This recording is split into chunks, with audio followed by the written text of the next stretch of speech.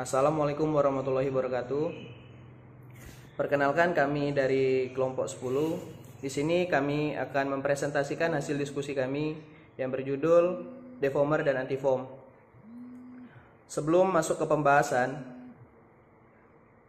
perkenalkan anggota kelompok kami.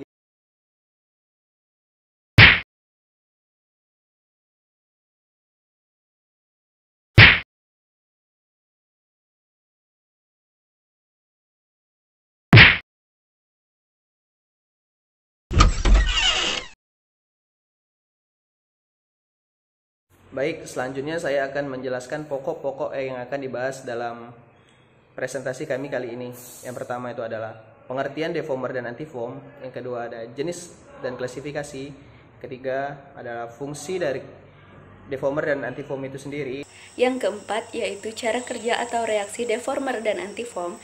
Yang kelima, injection point deformer dan antiform. Yang keenam, gambar dari deformer dan antiform. Selanjutnya yaitu karakteristik deformer dan antiform dan MSDS dari deformer dan antiform.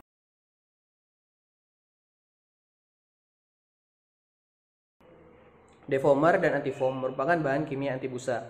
Keduanya digunakan dalam industri kertas untuk menghilangkan busa atau gelembung udara yang ada pada stok.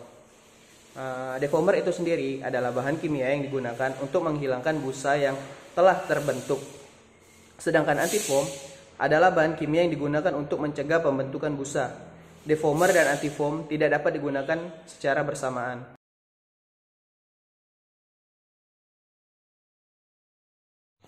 Baik, selanjutnya saya akan menjelaskan jenis dan klasifikasi deformer. Yang pertama itu ada oil based deformer. Kerja deformers ini lebih sulit namun terbaik dalam menghancurkan busa permukaan. Yang kedua ada deformers powder. Berada di deformers berdasarkan prinsip minyak pada pembawa partikulat seperti silika. Yang ketiga ada water based deformer. Deformers berbasis air berbeda dengan jenis minyak dan lilin. Zat ini biasanya terbaik sebagai diaerator, yang berarti mereka adalah yang baik melepaskan udara yang masuk. Dan yang keempat, silicon based deformer. Senyawa silikon juga mengandung glikol silikon dan cairan silikon yang dimodifikasi.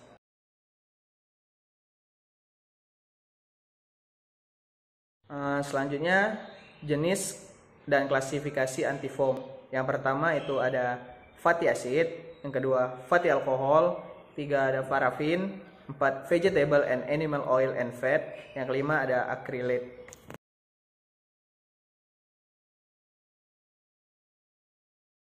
Yang pertama, fungsi deformer. Umumnya deformer tidak terlarut dalam medium yang berbuih dan memiliki sifat permukaan aktif.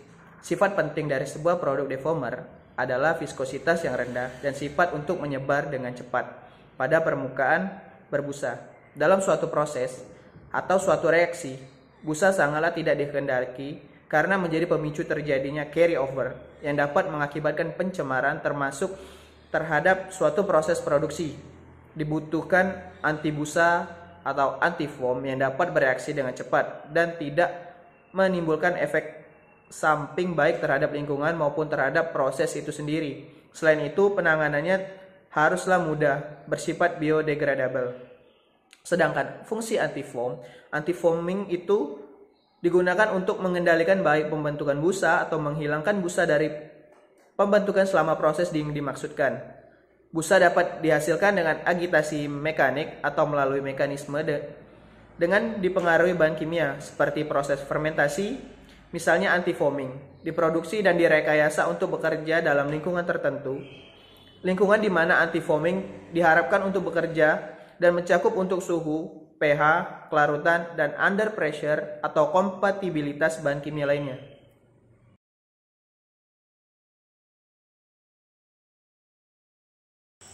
Cara kerja reaksi deformer. Yang pertama yaitu deformer masuk atau menempel pada permukaan foam. Yang kedua, deformer tersebut akan menyebar di permukaan gelembung. Yang ketiga, karena penyebaran deformer tersebut menyebabkan busa pecah. Cara kerja atau reaksi antiform. Yang pertama yaitu menyebar dengan cepat sehingga menipisi dinding. Yang kedua, menusuk partikel silika. Yang ketiga, sehingga antiform mencegah terbentuknya gelembung. Selanjutnya injection point deformer. Nah, jadi injection point deformer yang digunakan di pabrik kertas terletak pada mesin stock preparation PM1, 5, dan 7, khususnya di bagian wire part, thickener, dan biasanya deformer juga ditambahkan pada waktu sudah terjadi foam, misalnya di pencucian pulp sesudah proses pulping. Sementara injection point anti-foam, supaya aman, anti-foam ditambahkan sebelum terjadi foam, misalnya ditambahkan di fan foam atau stuff box.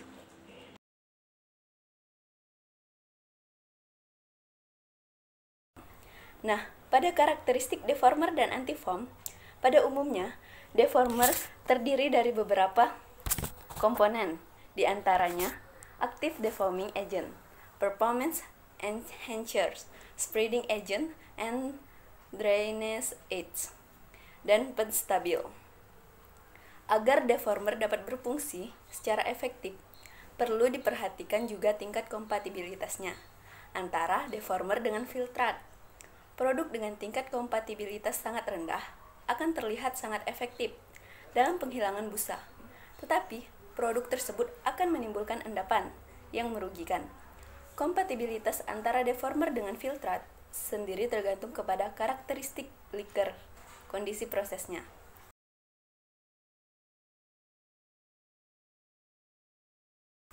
Selanjutnya, MSDS dari deformer.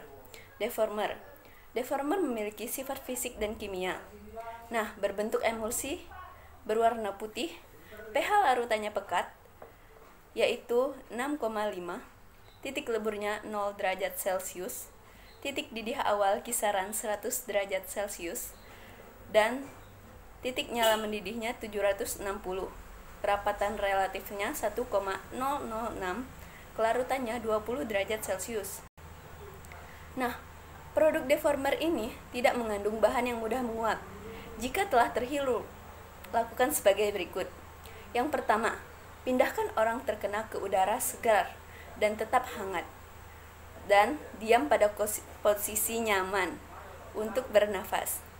Yang kedua, tertelan jangan dimuntahkan, beri banyak air untuk diminum. Dapatkan perhatian medis jika merasakan ketidaknyamanan. Yang ketiga, kontak kulit, cuci dengan air. Dan yang keempat, apabila kena mata, bilas dengan air.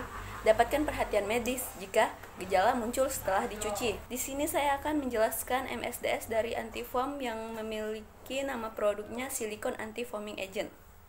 Nah, informasi tentang sifat fisik dan kimianya yaitu berbentuk emulsi sama seperti deformer tadi. Berwarna putih susu, tidak berbau, dan titik didihnya rentang antara 300 derajat Celcius pada 1,013 HPA dan tekanan uapnya 19 HPA pada 20 derajat Celcius dan 89 HPA pada 50 derajat Celcius. Densitas 1, gram per centimeter kubik pada 20 derajat Celcius. Nah, kelarutan dalam airnya yaitu 20 derajat Celcius dan tidak larut. Nah, antifoam ini memiliki kondisi penyimpanan yang aman, termasuk adanya inkompatibilitas. Kondisi penyimpanan tertutup sangat rapat. Suhu penyimpanan yang direkomendasikan. Tidak ada penggunaan spesifik lain yang diantisipasi. Pengendalian pemajanan dan perlindungan diri. Parameter pengendalian tidak mengandung bahan-bahan yang mempunyai nilai batas eksposur pekerjaan. Tindakan perlindungan individual, pakaian perlindung harus dipilih. Perlindungan mata harus menggunakan kacamata yang aman, dan perlindungan tangan harus memakai sarung tangan agar APD-nya lengkap dan kita juga bisa terselamatkan dari bahan kimia yang akan merusak diri kita sendiri atau kulit luar kita khususnya. Nah, di sini diperlihatkan ada gambar deformer dan antifoamnya. Bisa dilihat di slide. Dan selanjutnya daftar pustaka. Nah, jadi kesimpulannya adalah deformer dan antifoam merupakan bahan kimia anti busa. Keduanya digunakan dalam industri kertas untuk menghilangkan busa atau gelembung udara yang ada pada stok. Deformer adalah bahan kimia yang digunakan untuk menghilangkan busa setelah terbentuk. Busanya, yaitu ketika busanya telah terbentuk baru dapat dihilangkan oleh deformer ini. Sedangkan antifoam, bahan kimianya ini mencegah pembentukan busa.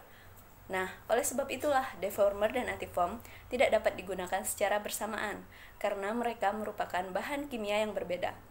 Baiklah, sekian presentasi dari kelompok 10. Lebih dan kurangnya saya mohon maaf. Apabila ada pertanyaan yang kurang jelas, silakan tinggal di kolom komentar di bawah. Terima kasih. Wassalamualaikum warahmatullahi wabarakatuh.